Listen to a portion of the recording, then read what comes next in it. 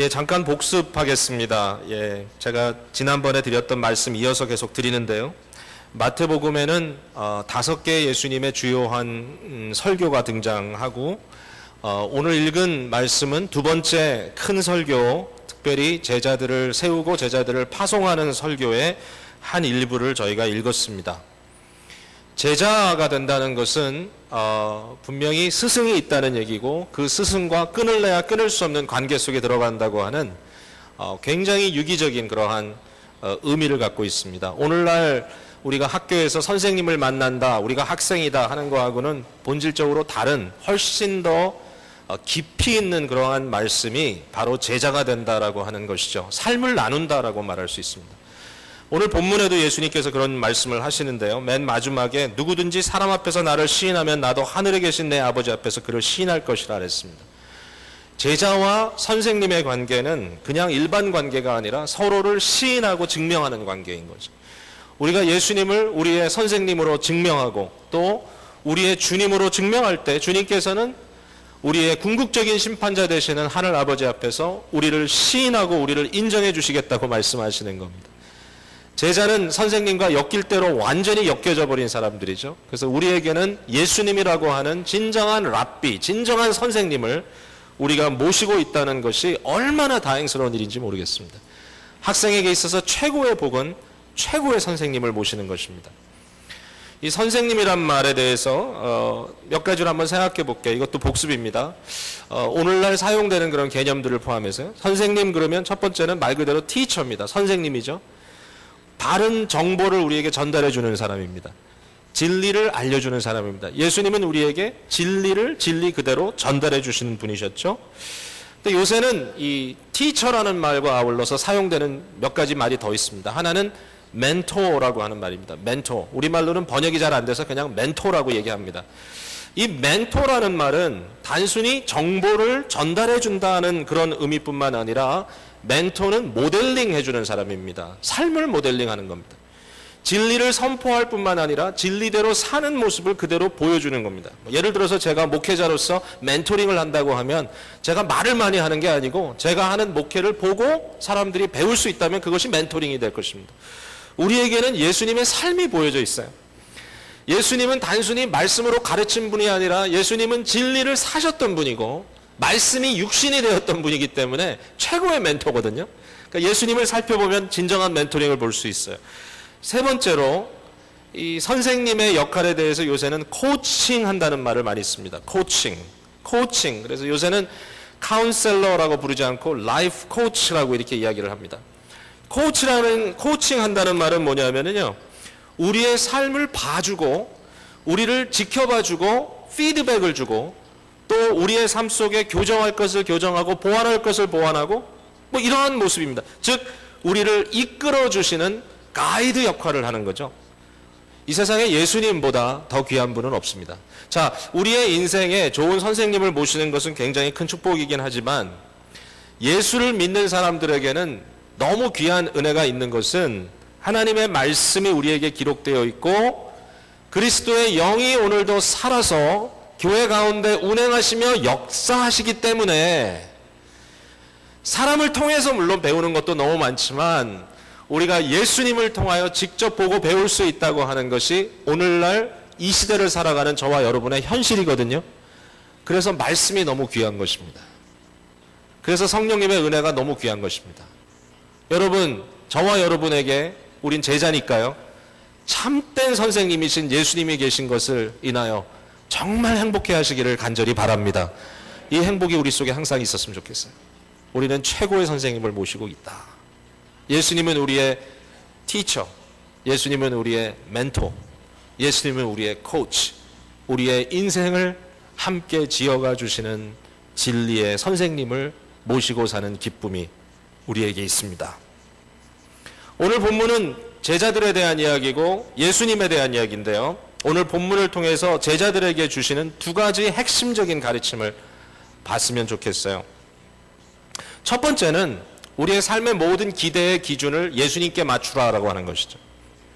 우리의 삶의 모든 기대의 기준을 예수님께 맞추라. 제가 금요일도 말씀드렸던 바텀 라인이 있다면 우리의 삶의 바텀라인을 예수님께 맞추라라고 하는 것이고요. 거기에 이어서 연결되어 우리에게 주시는 예수님의 말씀은 그러므로 두려워하지 말라라고 하는 것입니다. 두려워하지 말라. 이 두 가지 오늘 얘기해 보겠습니다. 첫 번째는 기대의 기준을 예수님께 맞추라는 거죠. 예수님께서 우리에게 현실을 보게 해주셨어요. 24절과 25절에 이렇게 기록되어 있어요. 제자가 그 선생보다 또는 종이 그 상전보다 높지 못하나니 제자가 그 선생 같고 종이 그 상전 같으면 조카도다 그랬어요.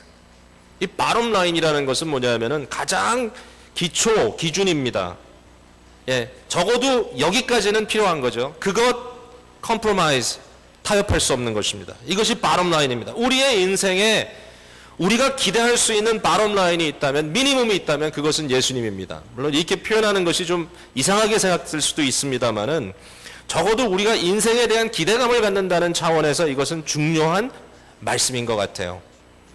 여러분, 우리가 무엇을 가지면 행복하겠습니까? 우리가 무엇을 얻으면 기쁘게 여기겠습니까? 우리가 무엇을 갖고 있으면 이만하면 됐다라고 얘기하겠습니까? 예수님의 말씀은 놀랍습니다. 선생님이 제자에게 요구하는 것은 너희가 나만 하면 that's good. 너희가 나만 하면 이보다 더 좋을 수는 없다. 만약에 그보다 더 좋다면 그거는 보너스라고 하는 것입니다. 예수님이 스스로 말씀하십니다. 집주인인 나를 바알세불이라고 하였다. 바알세불이라는 말은 이 모든 그 귀신 중에 이 왕자다, 왕이다 그런 뜻이거든요. 마태복음 9장 34절에 보면 바리새인들이 예수님께 대해서 그렇게 얘기했어요. 그가 귀신의 왕을 의지하여 귀신을 쫓아낸다. 바알세불을 의지하여 그가 귀신을 쫓아낸다. 예수님이 하신 일은 제자들에게 가르쳐 주신 일과 똑같거든요. 뭐냐 하면은 이 삶 속에 있는 연약함을 고치는 일과 그 다음에 삶 속에 있는 악한 것, 더러운 것, 악한 것을 고치는 것입니다. 약함과 악함을 고치는 것이 예수님의 일이고 계속해서 복음을 통하여 그 일을 감당하게 제자들을 부르셨고 제자들을 이 세상에 두셨는데 예수님께서는 이 악한 것을 고치기 위하여 거짓된 영들, 이 귀신을 몰아내고 진리를 세우고 빛을 세우고 정말 삶 속에 아름다운 자유함을 허락해 주시는데 그것을 보고 바리새인이라고 하는 종교인들은 그가 귀신의 왕이다라고 이렇게 얘기하고 있습니다. 예수님이 그렇게 얘기하는 거예요. 사람들이 나를, 세상이 나를 그렇게 불렀다면 하물며 너희는 뭐라고 부르겠는가? 주인을 바알세불이라고 불렀다면 하물며 그 집 사람들이랴. 제가 이 말씀을 들으면서 제 마음속에 정말 제 자신의 모습이 너무 부끄러웠어요.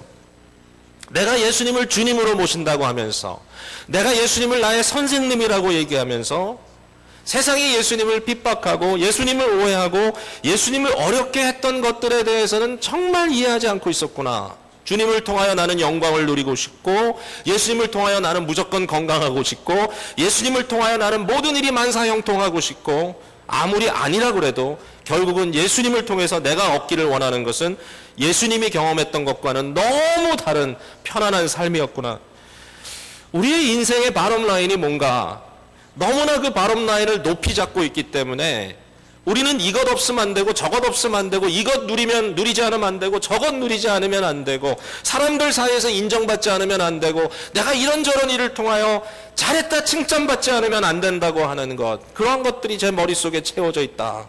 우리들의 마음속에 우리의 바텀 라인이 너무 높이 올라가 있기 때문에 자유함을 잃어버렸고 진정 주님께서 우리를 제자로 부르실 때 아멘하며 따라갈 수 있는 순수함을 잃어버렸다. 그러나 예수님은 우리에게 다시 제자리로 돌아오라고 얘기하시거든요. 우리들의 바텀 라인은 예수님 자신입니다. 내가 세상에서 예수님보다 더 대접받을 수가 없다라는 것이죠. 만약에 더 대접받는다면 그것은 보너스예요. 그것은 감사할 일이에요. 그러나 그것 이상 기대했기 때문에 그 기대에 미치지 못한다는 실망감 때문에 허우적거리는 것은 제자의 바른 자세가 아니라고 말씀해 주시는 거죠. 내 인생의 가장 큰 행복은 나의 선생님인 예수님과 내가 하나 되는 것입니다. 그리스도와 연합되고 그리스도와 아이덴티파이 되어서 예수님, 주님의 삶 속에 내가 있고 나의 삶 속에 주님이 계시는 것으로 나는 만족합니다. 주님의 고난 속에 나의 고난을 보고, 나의 고난 속에 주님의 고난을 보고, 나의 기쁨 속에 주님의 기쁨을 보고, 주님의 기쁨 속에 내가 함께 기뻐하는 것 이상 내가 뭘 바랄 수 있겠습니까? 믿음의 주에 온전케 하신 이인 그리스도를 바라보라 그랬습니다. 그는 그의 앞에 있는 모든 수치스러운 것을 참았어요. 왜? 우리로 하여금 낙심하지 않게 하기 위하여. 주님께서 다 참아주셨는데 주님을 바라보면서 우리의 삶 속에 진정한 평안을 누릴 수 있지 않겠습니까? 예수님께서 우리에게 이런 제자로 불러주셨는데 우리가 너무나 우리 속만 차리려고 했던 것은 아닌지 많이 부끄럽더라고요. 주님의 말씀이 우리를 다시 한번 돌아보게 합니다. 자, 만약에 우리의 바람라인이 예수님이라면, 우리의 삶에 대한 기대가 예수님께 있다면 주님은 말씀하십니다. 두 번째로 두려워하지 말아라. 두려움을 갖지 말아라 이거죠. 마음의 두려움을 품지 마라. 잃어버릴까? 없어질까? 내가 이것을 갖지 못하면 어떡할까? 뭐 그런 공포감, 그러한 초조함, 사람들에 대해서 내가 가질 수 있는 그러한 초조함, 두려움 갖지 말아라. 세 가지 면에서 그 말씀을 특별히 하시는데요. 첫 번째는 26절에 진리에 대해서 말씀하십니다. 그런즉 그들을 두려워하지 말라. 감추인 것이 드러나지 않을 것이 없고 숨은 것이 알려지지 않을 것이 없느니라 그랬어요. 우리는 말에 대해서 비관적인 사람들이 되었습니다. 진리, 진심, 진실 뭐 이런 것들에 대해서 오늘 이 세상은 뭔가 우리로 하여금 비관하게 만듭니다. 정보는 굉장히 많은데 뭐가 옳고 그르다는 것에 대한 판단 기준은 점점 흐려지고 있습니다. 그러니까 우리의 삶 속에 진리를 아무리 이야기해도 또 우리가 진리 편에 선다고 해도 그것이 궁극적으로 우리에게 도움이 되지 않을 거라고 하는 그러한 두려움을 갖게 한다는 거죠.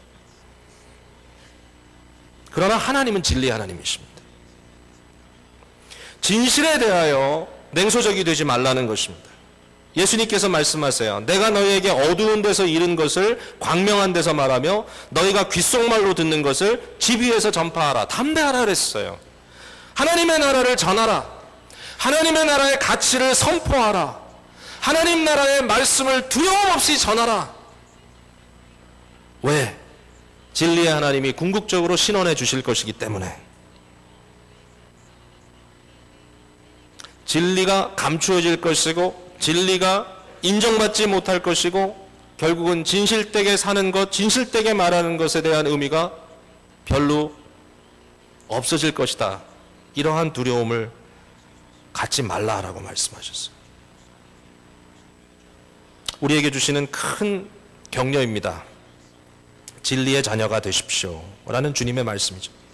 자, 두 번째로 무엇을 두려워하지 말라고 말씀하십니까? 두 번째는요, 이렇게 말씀하세요. 자, 한번 볼까요? 28절에 몸은 죽여도 영혼은 능히 죽이지 못하는 자들을 두려워하지 말고 오직 몸과 영혼을 능히 지옥에 멸하실 수 있는 이를 두려워하라. 몸은 죽일 수 있어도 영혼을 죽일 수 없는 자를 두려워하지 말고 진정 두려워한다면 하나님만 두려워하라. 오직 몸과 영혼을 능히 지옥에 멸할 수 있는 두려워하라. 하나님의 손에 우리의 몸과 우리의 영혼이 다 달려있다라고 하는 말이죠. 저는 이 말씀을 오늘날 우리에게 어떻게 좀 적용하면 좋을까 고민해봤어요. 왜냐하면 예수님의 복음도문에 누가 저를 죽이겠다고 하는 사람 그렇게 많지 않거든요.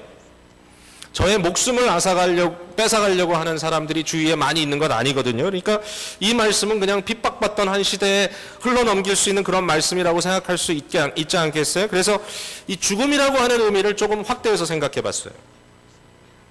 내가 두려워하는 것이 뭔가, 여러분이 두려워할 수 있는 것이 뭔가, 우리가 제자라면 두려워하지 않아도 되는데 왜 우리가 두려워하고 있을까? 거기에 대해서 저는 이런 생각이 들더라고요. 우리의 존재의 의미가 말소될 것이라고 하는 두려움, 나의 존재가 무의미해질 거라고 하는 두려움, 이러한 두려움을 버리라고 하는 말씀으로 저에게는 비춰졌습니다. 왜냐하면 우리의 존재가 궁극적으로 하나님의 손 안에 있기 때문입니다. 자, 육체적인 죽음을 두려워합니다. 그러나 오늘 이 시대는 또 아주 재밌는 시대입니다. 사람들마다 다 드러나기를 원합니다. 이 시대 모두 스타가 되고 싶은 시대인 것 같아요. 무명인 사람이 하루아침에 스타가 되고 떠야 된다고 생각합니다. 나도 떴다, 너도 떴다, 전부 다 뜨기를 원합니다. 잘생겨서 뜨고요. 노래 잘해서 뜨고요. 연기 잘해서 뜨고요. 어떤 사람은 하루아침에 부자가 돼서 뜨고요. 정 안 되면 자기가 다 망가져서라도 사람들을 웃기게 하면 뜬다 그래요. 뭐 하여튼 이렇게 저렇게 해서라도 좀 떴으면 좋겠다라고 생각을 하고 사실상 살아갑니다. 자, 이 말이 너무 추상적인 이야기처럼 생각될지 모르지만 정말 깊이 들어가 보니까, 정말 생각해 보니까 사람들에게 인정받고 사람들에게 인식받고 나의 삶에는 의미가 있고 당신은 정말 괜찮은 사람이고 당신의 존재는 정말 가치가 있다라고 사람들이 박수 쳐주고 인정해 주는 것에 대해서 다 배고파하고 있다라는 얘기죠. 저 자신을 포함해서. 혹시라도 내가 어느 중심부에 있지 못하면 어떡할까? 내가 지금 여기 있어야 되는데 저기 있는 것이 아닐까? 내가 이런 반응을 얻어야 되는데 그것을 얻지 못하고 있는 것이 아닐까? 내가 이것을 해야 되는데 그것을 하지 못하고 있는 것이 아닐까? 뭐 이런 의미에 대한 고민, 나의 존재에 대한 고민들을 갖고 있더라는 거죠. 여러분 어떠십니까? 여러분의 삶 속에 그러한 고민이 있지 않나요? 내가 인정받고 있는가? 내 아내는 나를 인정하는가? 내 남편은 나를 인정하는가? 내 자식들은? 내 친구들은? 내가 이 가운데 내가 나름대로 포커스 받고 내가 인식되고 있는가라고 하는 질문을 여러분 하고 계시지는 않습니까? 근데 여기 복음이 있다는 것이죠. 그 복음은 뭐냐면 궁극적으로 우리의 존재의 의미는 하나님의 손에 담겨져 있다는 것입니다. 아버지가 다 주관하시니까요. 궁극적인 존재가 되시는 하나님께서 그의 손으로 우리의 몸과 영혼을 붙들고 계신다고 하는 사실입니다. 우리의 육신의 삶이 진행되고 있는 이곳에서 또는 그 이후에서라도 우리가 우리의 존재적인 의미를 상실하지 않는 이유는 우리의 존재의 근원 되시는 하나님께서 우리의 보증이 되시기 때문이라고 하는 사실입니다. 거기에서 우리는 바텀 라인을 찾는 거죠. 나의 인생의, 나의 삶의 의미, 나의 삶의 존재, 나의 삶의 존재감, 내가 나됨. 만약에 그러한 고민이 우리에게 있다면, 내가 도대체 뭘 하고 있는 거지? 라고 하는 고민이 우리에게 있다면 그 고민에 대한 답은 세상적인 방법으로 찾을 수 있는 것이 아니고 그 문제에 대한 답은 하나님의 손안에 담겨져 있다라고 하는 것이죠. 오늘도 저와 여러분이 주님께 기억된 바 되어 있다는 사실을 잊지 마시기를 바랍니다. 예수님께서 십자가에 달려 돌아가시면서 놀라운 고백도 하시죠. 하늘과 땅의 모든 권세를 지신 주님, 모든 영광을 버리시고 이 땅에 오신 주님, 그 주님께서 한 무명의 죄인으로 십자가에 달려 죽고 계신단 말이죠. 그러나 그 마지막 순간에 주님께서는 십자가에 달린 채로 이야기합니다. 아버지요, 나의 영혼을 아버지께 맡깁니다. 그리고 마지막 숨을 내쉬고 평안히 주님께 가셨습니다. 그것이 육체적인 죽음으로서의 십자가의 마지막 순간입니다. 그러나 우리 주님께서는, 우리 하나님께서는 이 그리스도를 다시 살리시고 하나님께서는 그를 높이시고 그의 삶을 존귀케 하셨습니다. 복음은 우리가 바로 이 그리스도와 함께 있다라고 하는 것입니다. 내 삶이 그리스도께 숨겨져 있고 나의 삶이 그리스도와 함께 죽고 내가 그리스도와 함께 살고 내가 그리스도와 함께 영광 중에 거하는 이 모든 것들이 그리스도를 통하여 나의 삶에 보증되어 있다고 하는 사실입니다. 추상적인 개념으로만 생각하지 마시고 이 말씀이 여러분의 삶 속에 놀라운 평강의 보증이 되기를 간절히 바랍니다. 마지막으로 무엇을 두려워하지 말라고 하셨냐면요, 내가 보호받지 못한다는 그러한 두려움을 버리라고 하셨어요. 내가 보호받지 못하고 있다는 두려움을 버리라.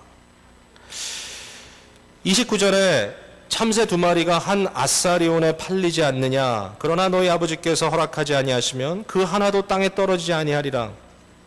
너희에게는 머리털까지 다 세신 바 되었나니 두려워하지 말라. 너희는 많은 참새보다 귀하니라 그랬습니다. 참새 2마리를 당시에 한 아사리온에 팔았답니다. 아사리온은 로마 화폐 중에 작은 화폐인데요. 이것을 보니까 한 데나리온의 16분의 1이었답니다. 그러니까 한 데나리온은 성인이 하루 일해서 벌을 수 있는 돈이었습니다. 노동자가. 그러니까 한 데나리온에 하루 벌을 수 있는 웨이지의 16분의 1이니까 어떻게 생각하세요? 아주 적은 액수는 아닌 것 같죠? 그 당시에 왜 참새를 샀을까? 잘 모르겠어요. 참새를 왜 샀을까? 먹으려고 샀을까? 저는 기억이 나지 않는데 저희 부모님 말씀에 의하면 제가 어렸을 때 기관지가 약하다고 참새를 많이 먹였답니다, 저한테. 그래서 제가 가끔 막 말을 많이 하면 우리 부모님들이 참새를 많이 먹어서 그렇다 그렇게 얘기를 하거든요. 여러분 참새구이 드셨던 기억이 나십니까? 얼마에 사서 드셨나요? 근데 여기서 주님께서 말씀하고자 하는 것은 참새의 가치가 아니라 참새의 가치가 사실은 인간의 가치에 비해서는 지극히 적다라고 하는 것을 말하고 계십니다. 참새 2마리가 한 아사리온에 팔립니다. 그러나 그 한 참새라도 아버지께서 허락하지 않으면 떨어지지 않는다. 특별히 머리 좀 많이 빠지시는 분들에게는 좀 은혜가 되실지 모르겠는데 머리털까지도 새 신발이었다. 머리가 휘는 것도 고민이지만 머리 빠지는 것도 고민이잖아요.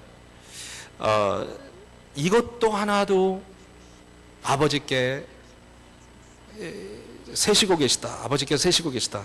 놀랍지 않습니까? 여러분 새가 날아가다가 이렇게 갑자기 뚝 떨어져 죽는 거 보신 적 있어요? 별로 없죠. 갑자기 새가 왜 떨어져 죽겠어요? 얼마 전에 저희 집 패디오가 이렇게 유리로 이렇게 윈도우로 되어 있는데 쿵 소리가 나가지고 밖에 나갔더니 까마귀 한 마리가 사고를 당했더라고요. 나가보니까. 그래서 유리를 부딪히고 밑으로 추락했는데 정말 죽었더라고요.